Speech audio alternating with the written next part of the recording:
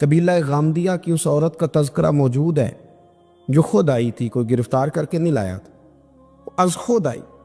احساس پیدا ہو گیا نا گناہ کا۔ یہاں بہت ساری غلطیاں کر کے بھی لوگ جب اپنی بات کرتے ہیں تو کہتے ہیں کبھی یاد تو نہیں کسی کے ساتھ زیادتی کی ہو، یاد تو نہیں کبھی کسی کا، بھئی آپ نے اتنے بڑے ولی ہونے کا دعویٰ کر دیے۔ انسان تو انسان رہتا ہے۔ بڑے بڑے لوگ کہہ گئے کہ یا اللہ اگر انجانے میں بھی بھول گئے ہیں تو ہم سے درگزر فرما، لیکن جب ہم تیار ہی نہیں ماننے کو۔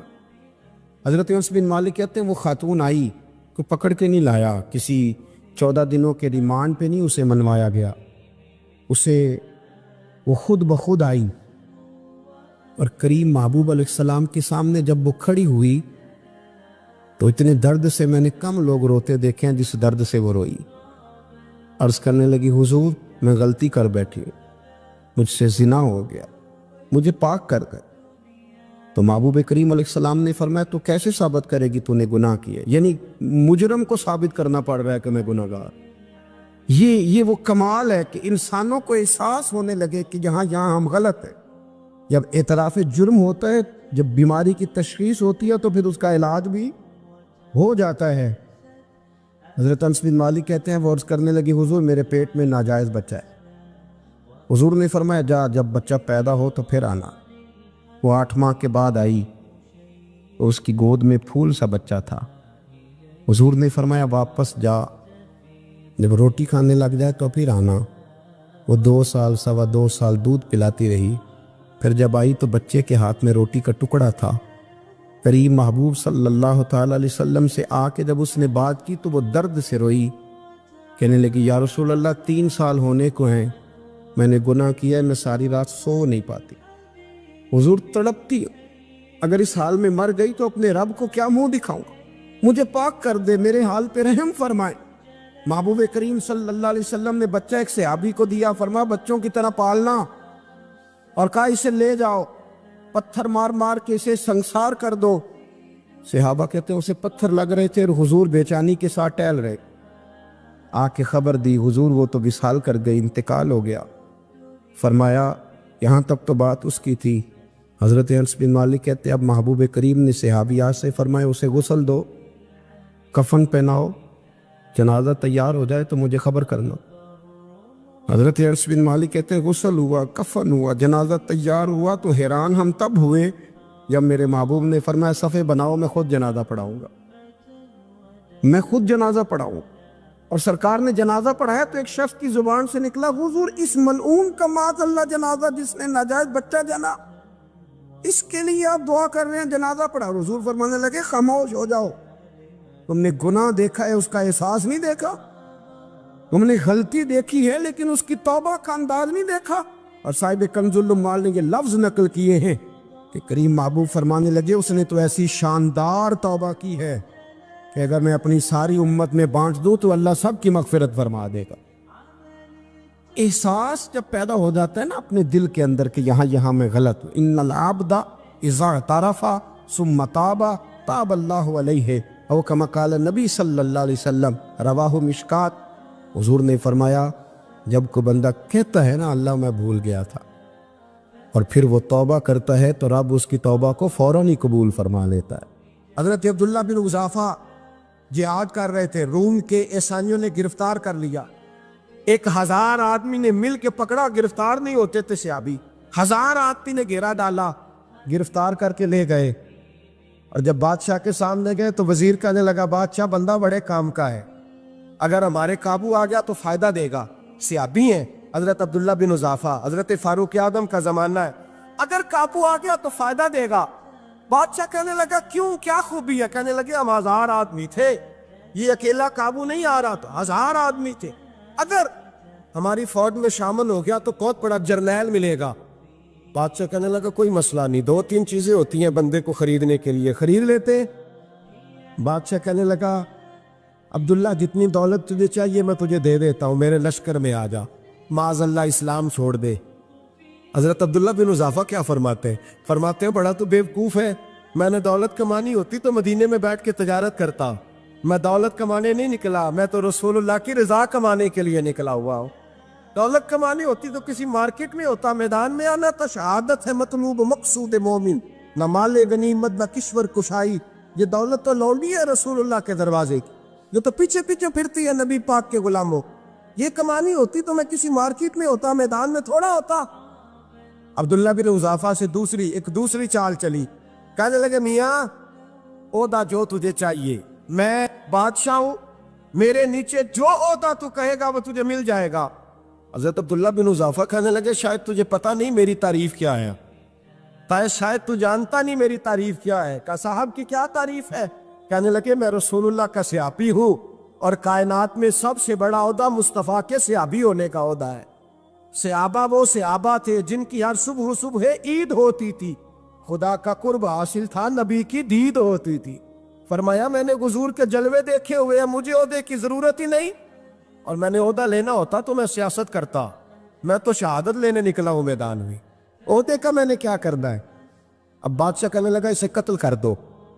وزیر کہنے لگا نہیں، ایک بات اور ہے، مجھے ایک چال اور چلنے دو۔ کہا وہ کیا؟ کہنے لگے میری بیٹی بڑی خوبصورت ہے، مجھے موقع دو اپنی بیٹی کو سجا بنا کے، وہ جوان جس کی جوانی اتنی بڑی ہے کہ 1000 آدمی مقابلے میں کھڑا نہیں ہوتا، اس جوان کے کمرے میں رات کی تنہائی میں بنا سوار کے بی بی کو بھیجا۔ وہ بی بی کہتی ہے میں ساری رات بن سور کے اس صحابی کے کمرے میں بیٹھی رہی، لیکن یہ کیا شخص تھا، ساری رات ہی مصلے پہ بیٹھا رہا، ساری رات ہی، کچھ دیر تھک جاتا تو یہ کریم رسول پہ درود پڑھنا شروع کر دیتا۔ بی بی کہتی ہے سحری ہو گئی تو میں نے چھو کے دیکھا کہ انسان ہے کہ جن ہے، یہ بندہ ہے کہ فرشتہ ہے، چھو کے دیکھا۔ کہنے لگے پیچھے ہٹ جا۔ میں نے کہا میں نے تو سنا تھا تو 1000 کے مقابلے میں ہے، اور تو اتنا بے حس ہے کہ بنی سوری دلہن بیٹھی ہے، تو نے نظر نہیں کی؟ عبداللہ بن حذافہ، بی بی کہتی ہے نظر پھر نہیں اٹھائی، نظر پھر جھکی ہوئی ہے۔ کہنے لگے بی بی میں مجبور ہوں، اب میرے اوپر کوئی حسن نہیں چلتا، میں نے جلوائے بدوہا کا دیدار کیا ہوا ہے، اب میری نگاہوں میں جچتا نہیں کوئی، اس لیے کہ جیسے میرے سرکار ہے ایسا نہیں کوئی، کبھی بھی اب نہیں کسی کا میرے اوپر جادو چلتا۔ میں نے مصطفیٰ کو اور کہا ذرا پیچھے ہٹ کے بیٹھ، مجھے میرے رسول نے غیر محرم سے بچنے کا حکم دیا ہے، ذرا پیچھے ہٹ کے بیٹھ۔ سحری کا وقت تھا تو بی بی کہتی ہے اس نوجوان کے جملے میرا سینہ چیر گئے، کلیجہ پھٹ گیا، چیخ نکلی، میں کفر کے عالم میں روئی۔ میں نے کہا مجھے بتا تو صحیح، آخر یہ جذبہ کہاں سے ملتا ہے؟ آخر یہ روشنی تو میں نے دیکھی نہیں، کہاں سے آتی ہے؟ ایک میرا باپ ہے جو بنا سور کے مجھے تیرے کمرے میں چھوڑ گیا، بتلا یہ کہاں سے کیف آتے ہیں؟ عبداللہ بن حذافہ کہنے لگے اگر کیب لینا ہے تو تو بھی میرے مصطفیٰ کا کلمہ پڑھ جا، آجا دروازے رسول پہ جھک جا، مل جائے گا۔ سویرے دروازے پہ باپ آیا بیٹی سے رزلٹ لینے، دروازہ کھولا تو بیٹی نقاب پہنے باہر آئی۔ باپ کہنے لگا کیا بلا؟ کہنے لگی پیچھے ہٹا، تو غیر محرم ہے، کافر ہے، میں مسلمان ہوں۔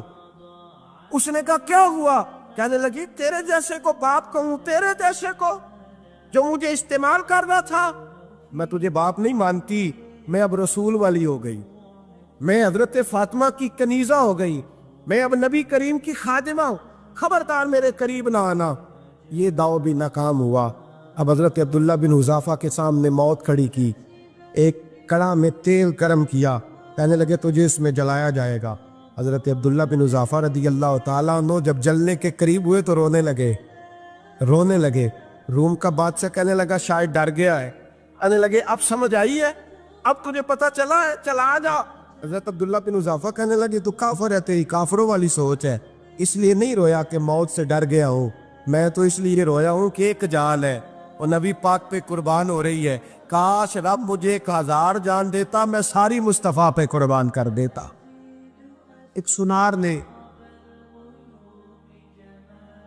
گلی میں یتیم چھوٹے سے بچے کو گھومتے دیکھا تو سنار بے اولاد تھا، بچے کو اٹھا کے گھر لے آیا، 18 سال اس بچے کی پرورش کی، اس کو پالا پوسا، جوان کیا۔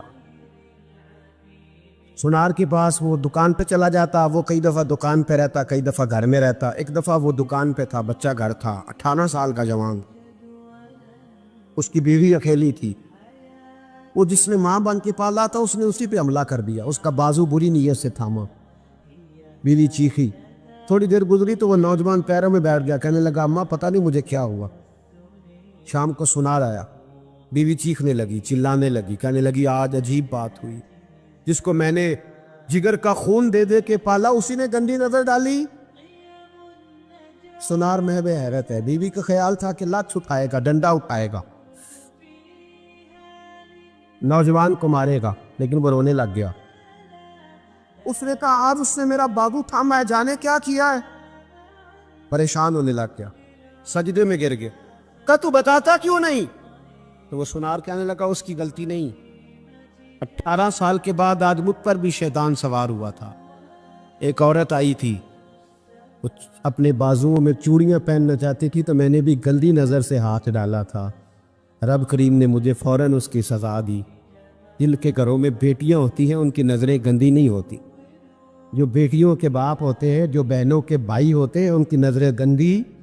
اور اگر تو ٹیلی فون کرتا ہے، تو کسی عورت کے ساتھ تعلق رکھتا ہے، تو یہ بات لکھ لے، امام فخر الدین رازی 1، علامہ اسماعیل حقی 2، ملا جلال الدین رومی 3، امام خازن 4، امام جلال الدین سیوطی 5 حدیث کے استاد اور محدث لکھتے ہیں کہ اگر تو کسی پر گندی نظر ڈالے گا تو تیرا گھر بچ سکتا، یاد رکھ نہیں بچے، اس لیے کہ تیری نظر ہے، کسی کی بیٹی کو بیٹی سمجھ تاکہ تیری بچی کا پردہ قائم رہے، کسی کی بہن کو، یہ کیا بات ہوئی کہ تو جتنا مرضی گند معاشرے میں پھیلاتا رہے تیرا گھر بچا رہے، یہ کیسے ہو سکتا ہے؟ فَإِنَّ لَهُ مَعِيشَةً ضَنْكَ، اللہ فرماتے ہیں زندگی تنگ ہو جائے گی تیرے لیے مشکل، تو ڈھونڈتا پھرے گا کہ میں مرنے کو جگہ تلاش کروں۔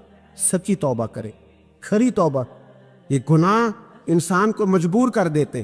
حضرت عبداللہ بن مبارک رحمۃ اللہ تعالیٰ علیہ، ان کے سینکڑوں شاگرد تھے، ایک شاگرد کے انتقال کا وقت آیا تو گھر گئے ملنے، آپ کہتے ہیں میں نے زور لگا لیا پر اس کی زبان پر کلمہ جاری نہیں ہوا، میں اسے کہتا کلمہ پڑھ پر اس کی زبان پر جاری، اللہ اکبر، بہت بڑی نعمت ہے، دعا فرمائیں اللہ ایمان کی موت عطا فرما، ایمان کی موت دے اللہ کریم، ایمان کی موت دے۔ ایسے بھی لوگ دیکھیں ہیں، مسجد نبوی ہے، رسول اللہ کا شہر ہے، سر سجدے میں ہے، روح پرواز کر گئی، روح پر کتنا نصیبوں والا ہے، کتنا نصیبوں والا کہ مسجد نبی میں سر سجدے میں رکھا ہے، اور اللہ تبارک و تعالیٰ نے محبوب کے قدموں میں موت عطا فرمائی۔ تو حضرت عبداللہ بن مبارک کہتے ہیں میں نے اس کو کہا کلمہ پڑھ تو اس کی زبان پہ جاری نہیں ہوتا، میں بار بار کہتا تو وہ منت کرتا، کہتا حضور میں کوشش کرتا ہوں جاری نہیں ہوتا۔ فرماتے میں پریشان ہو کے اٹھا، ابھی میں دروازے پہ پہنچا تھا، اس نے چیخ ماری اور روح پرواز کر گئی، بچے رونے لگے، بیوی رونے لگی، تو میں نے اس کی بیوی سے کہا کہ یہ جرم کیا کرتا، اتنا بڑا پاپی پہ کلمہ جاری نہیں ہوا۔ اس کی زوجہ کہنے لگی حضرت جی 2 گناہ تھے اس کے، ایک تو یہ شراب کا عادی تھا، روکتی تھی باز نہیں آتا تھا، اور دوسری بات یہ کہ یہ اپنی اماں کا نافرمان تھا، وہ 2 گلیاں چھوڑ کے رہتی ہے، یہ کبھی ملنے نہیں گیا تھا، اس بوڑھی کا کلیجہ اس کی طرف سے بڑی تکلیف میں تھا۔ حضرت عبداللہ بن مبارک کہنے لگے جا تو بھی دعا کر، اس کی ماں کو بھی کہہ دعا کرے کہ یہاں تو یہ کلمہ نہیں اسے نصیب ہوا، اللہ کرے اللہ آخرت کی منزلیں اس کی بہتر فرما دے۔ حضور صلی اللہ علیہ وسلم کے پاس ایک مہمان آ گئے رات کے وقت میں، جب وہ آئے تو حضور نے پوچھا کھانا کھانا ہے؟ تم نے کہا کھانا ہے۔ جھوٹ اور بھوک کو جمع کرنا منع ہے، کہا جی کھانا ہے۔ تو حضور صلی اللہ علیہ وسلم نے فرمایا ازواج مطہرات کے گھروں میں پتہ کرو کچھ ہے۔ حضرت ام سلمہ کے گھر میں پتہ کیا تو کہا یا رسول اللہ 4 دن سے روٹی نہیں پکی۔ حضرت زینب سے پوچھا تو کہا حضور کئی دن سے چولہا ہی نہیں جلایا۔ حضرت عائشہ صدیقہ، حضرت میمونہ، حضرت سودا، تمام گھروں سے بظاہر یہ 2 جہاں کے شاہ ہیں پر پاس کچھ رکھتے نہیں، 2 جہاں کی نعمتیں ہیں ان کے خالی ہاتھ میں، ہر چیز ہے پر فقر اختیاری ہے، کوئی شے نہ ملی۔ نبی پاک صلی اللہ علیہ وسلم نے مسجد میں اعلان کیا، فرمایا کون ہے جو میرے مہمان کو روٹی کھلائے؟ ان لفظوں کا حسن کوئی حسن والا ہی سمجھ سکتا ہے، فرمایا کون ہے جو میرے مہمان کو کھانا کھلائے؟ تو ایک صحابی لے گئے اور اٹھے، وہ صحابی جو صحابہ میں غریب تھے، ایک انصاری جو غریب آدمی تھے،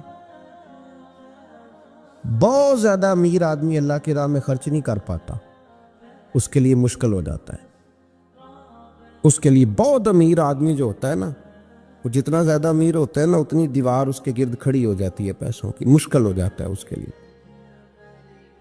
غریب آدمی کھڑے ہوئے، اگرچہ میرے محبوب کے غلاموں میں جو بڑے امیر تھے وہ بھی خرچ کرنے میں بڑے آگے تھے، حضرت عثمان غنی رضی اللہ تعالیٰ عنہ، حضرت عبد الرحمن ابن عوف، حضرت ابو بکر صدیق رضی اللہ۔ لیکن یہ غریب آدمی کا حضور میں لے جاؤں گا، میں لے کے جاؤں، اور یہ بخاری مسلم ہے، حضور نے فرمایا لے جاؤ۔ وہ اب سے آپ بھی گھر لے گئے اور بیوی سے مشورہ کیا، بات پہ غور کرنا، ہر چیز کی بھوک دیکھی جا سکتی ہے، بچوں کی نہیں دیکھی جا سکتی۔ وہ انصاری حضور کے مہمان کو گھر لے گئے، جا کے بیوی سے مشورہ کیا، کہا بھلی مانس گھر میں کچھ ہے؟ تو اس نے کہا تھوڑا سا بچوں کے لیے کھانا رکھا ہے، بچوں کے لیے۔ بچے تو بزدل کر دیتے ہیں، بچے تو آدمی کو بزدل کر دیتے ہیں، بچے تو مار دیتے ہیں، کلیجہ پھٹ جاتا ہے بچہ بھوکا ہو تو، نیند نہیں آتی۔ اب صحابی اپنی بیوی سے کیا کہتے ہیں؟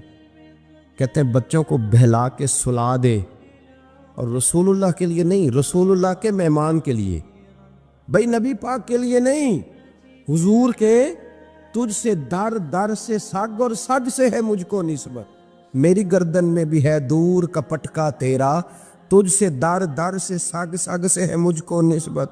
لمبی بات ہے کہ بچوں کو سلا دو۔ بی بی نے بچوں کو سلا دیا تو میاں بیوی کا مشورہ ہوا کہ مہمان کے ساتھ بیٹھ کے روٹی کھانا بھی سنت ہے۔ تو اب مہمان کے ساتھ بیٹھ کے کھانا بھی ہے تو کھانا ہے ایک دو آدمی کا۔ اب خاوند اپنی بیوی کو تیار کرتا ہے کہ میں بھی کھانے پہ بیٹھ جاؤں گا، تو بھی بیٹھ جانا، اور جب مہمان کھانے میں ہاتھ ڈال لے تو اٹھنا، کہنا او ہو دیا تو صحیح کیا ہی نہیں، ابھی بجھ جائے گا، اور جا کے دیا بجھا دینا۔ ہم ہاتھ ہلاتے رہیں گے، مہمان روٹی کھاتا رہے گا۔ اور یار اس درد کو، اس کیف کو سمجھو، گھر میں بچے بھی بھوکے، بچوں کی ماں بھی بھوکی، بچوں کا باپ بھی بھوکا، دسترخوان پہ روٹی لگ گئی، روٹیاں چون ڈالیں، بی بی اٹھی کہنے لگی او ہو چراغ تو صحیح کیا ہی نہیں، یہ تو بجھ جائے گا۔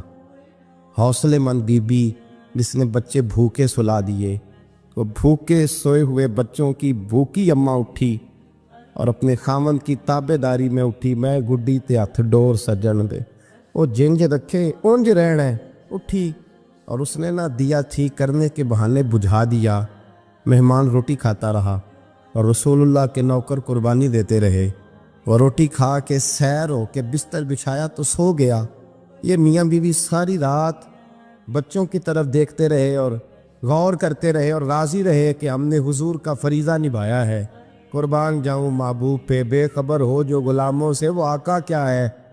وہ صحابہ وہ اگر قربانیاں دیتے تھے تو جو اعزاز ملتا تھا وہ بھی بڑا شان والا ہے۔ صحابی کہتے ہیں میں فجر کی نماز پڑھنے مسجد آیا، پہلا قدم رکھا تو میرے کریم بولے، حضور نے فرمایا رات جو تو نے اور تیری بیوی نے عمل کیا ہے خدا کو بھی بڑا پسند آیا ہے، محمد مصطفیٰ کو بھی بڑا پسند ہے۔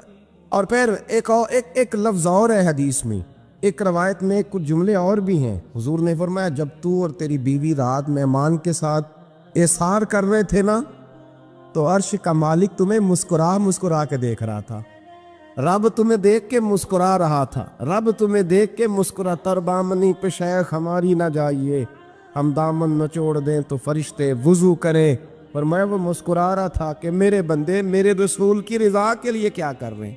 اور صاحب دیکھو، نبی پاک کے لیے نہیں، خاندان کے لیے نہیں، خاندان نبوت کے لیے نہیں، حضور کے نہ سمجھے یار، اس پہلو کو سمجھے۔ نبی پاک کے بریلی کے امام بول پڑے، فرمانے لگے تجھ سے در سے سگ سے ہے مجھ کو نسبت، تجھ سے در سے سگ کتے کو کہتے ہیں فارسی میں۔ فرماتے ہیں محبوب تیرا دروازہ اور دروازے پہ کتا، اور کتے کے پاس میں بیٹھا ہوں، چلو کتے کے پاس تو بیٹھا ہوں نا، میری گردن میں بھی کوئی تو پٹکا آیا ہی ہے نا، تجھ سے در سے سگ اور سگ سے ہے مجھ کو نسبت، چلو میری گردن میں بھی ہے دور کا پٹکا تیرا۔ قرآن مجید بول اٹھا، رب کریم نے فرمایا حبیب یہ تیرے غلام وہ ہیں کہ وَيُكْسِرُونَ عَلَىٰ أَنفُسِهِمْ وَلَوْ كَانَ بِهِمْ خَصَاصَةٌ، فرمایا ان کا حال یہ ہے کہ جس چیز کی شدید حاجت ہوتی ہے وہ بھی اپنے بھائیوں پہ قربان کر دیتے، وہ دے دیتے ہیں تیرے نام پہ۔ جب مکے والے مدینے آئے انصار مدینہ تو میرے مصطفیٰ کریم نے فرمایا نہ تمہاری نسلیں ایک ہیں نہ قبیلے ایک ہیں، لیکن تمہارا نبی ایک ہے، تمہارا رسول ایک، خدا ایک، کتاب ایک، تمہارا میری وجہ سے رشتہ ہے۔ چلو اپنے بھائیوں کے ساتھ احسار کرو، چلو احسار کرو۔